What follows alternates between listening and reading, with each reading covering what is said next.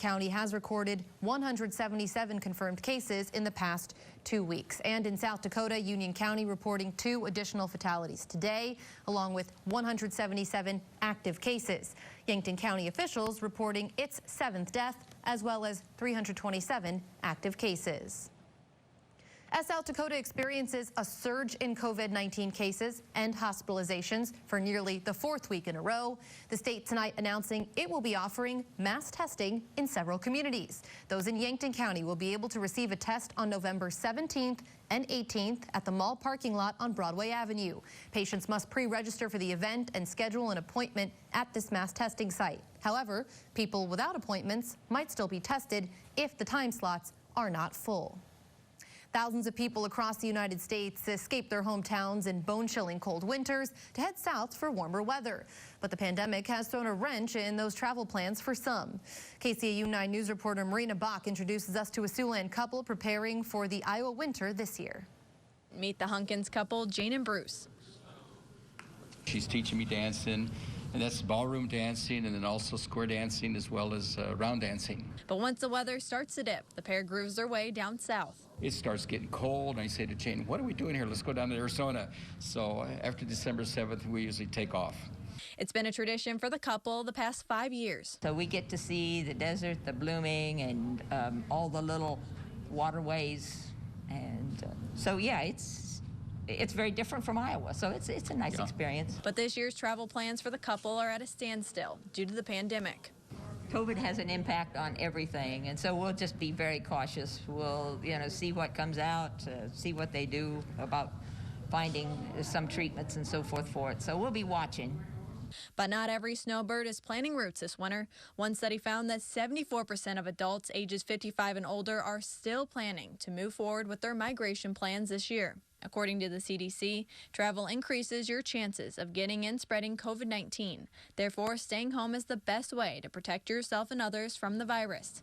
And that's exactly what the Hunkins are doing this year to protect their health. We are snowbirds, and we love dancing. We can dance our socks off down there, but we do the same thing here. The couple is a part of the Siouxland Center for Active Generations, and that's where they will continue getting out and getting active throughout the winter months. Marina Bach, KCAU 9 News. Makes me want to dance. Well, today is the best way to start a weekend. Let's check in now with Chief Meteorologist Scott Larson to see if this beautiful weather will stick around at least for the next few days. Scott? Well, I'm happy to report, Sophie, that we should have some more warm weather as we go into the weekend out there. The high temperature this afternoon in Sioux City at 77 degrees. You can find that some spots in northeast Nebraska were able to push past the 80-degree mark. 80 degrees in Norfolk and Albion, 81 this afternoon in Yankton, South Dakota. Tomorrow, expecting to see a high temperature of 78. That would shatter the previous record high temperature for the date of 77 from 1954. You can see that we are going to start to cool things down on Monday. And we'll talk about the chance of seeing some rain and perhaps a little snow next week. That's all in the 9 on 9 forecast. Sophie? Ooh, the S word. All right, thanks, Scott. Well, a corrected error in Jasper County, Iowa, has given the lead to the Democrat in the race for Iowa's 2nd congressional district. At the end of election night, Republican Mariette Miller Meeks was leading by a mere 282 votes, so a close race. After the correction, Rita Hart now leads by 162 votes. Both Secretary of State Paul Pate and the Jasper County auditor say data from one precinct was incorrectly entered into a spreadsheet that led to the error. Jasper County officials say they will be auditing the precinct where the error occurred and recounting the votes county-wide. In crime news, the Nebraska man found guilty of killing and dismembering another man has been sentenced today. 29-year-old Andres Serber of Wakefield being sentenced to life in prison.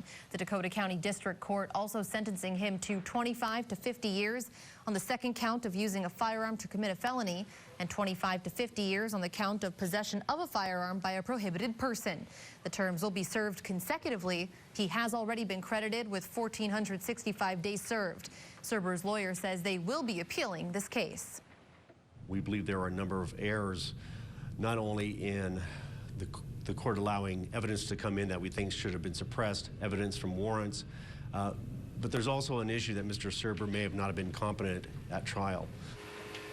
Serber was found guilty in September of this year to murder in connection with the November 2016 death of 41-year-old Craig Kubik of Emerson. Sioux City police tonight identifying the suspect in a November 1st homicide. It happened last weekend. Police have obtained a search warrant for 36-year-old Roderick D. Banks of Sioux City. He's described as an African-American man, 6'3" tall, 190 pounds with short hair. Banks is charged with first-degree murder of 33-year-old Solomon J. Blackbird. Blackbird was found suffering from a gunshot wound outside the Park Place apartments on Sunday evening. He later died of his wounds at Mercy One Hospital. Police say they believe the motive for the shooting could be related to a drug deal. Banks tonight considered armed and dangerous. Anyone with information on Banks is asked to call Crime Stoppers at the number there on your screen, 258-8477. A new development in downtown Sioux City breaking ground this beautiful afternoon. The mixed-use facility on 4th Street will have leasable residential units and first-floor commercial space. Merge Urban Development is right in the heart of downtown and will have a total capital investment of more than $10 million. It already has great retail and restaurant experiences that people want to be a part of. So we see the building connecting to that, but also really being a new and exciting new building for the neighborhood, bring new residences and businesses down here. Merge anticipates the construction will take 1 year to complete. They expect to begin leasing residential and commercial units in late 2021. While Iowa does not mask mandate wearing, many private businesses do require masks on their own premises. How one community feels about a business bucking that trend coming up. We can expect to have some more gorgeous weather over the course of the weekend. It's going to be windy and warm out there, close to a record high tomorrow afternoon. It'll be cooler next week as we bring in some shower chances and perhaps a little snow. Also, your 9 on 9 forecast up next. You're watching KCAU 9 News with Tim Seaman, Sophie Erber, Chief Meteorologist Scott Larson, and Sports Director Jake Jones. This is KCAU 9 News at 6. For Veterans Day, and it looks like as we continue into next weekend, we should have a good mix of sun and clouds and high temperatures gradually rising back into the 40s and 50s. Sophie? All right, thanks a lot, Scott. Well, Floridians getting ready for heavy rains and flooding now as Tropical Storm Ada prepares to hit the Sunshine State. Ada has already killed at least 100 people in Central America, most recently in Guatemala, but it is set to hit Cuba over the weekend, with Florida also in that storm path. Meteorologists not sure at this time how strong Ada will be when it makes landfall sometime Monday or Tuesday. Ada was a Category 4 storm when it hit Central America, but it has since weakened to a tropical depression. While mask wearing is a normal part of many people's lives nowadays, there are still some Iowans who are against face coverings. How one business is sharing the message of no mask, no problem, next. Welcome back. Despite the constant calls from health leaders and signs at just about every store to wear a mask, one business in Iowa sending a completely different message. No mask, no problem. Reporter Brian Tabak has our story. Sitting on the corner of Main Street, East Street, and South Street in Arlington is the only gas station in this Fayette County town, Six Corners Gas.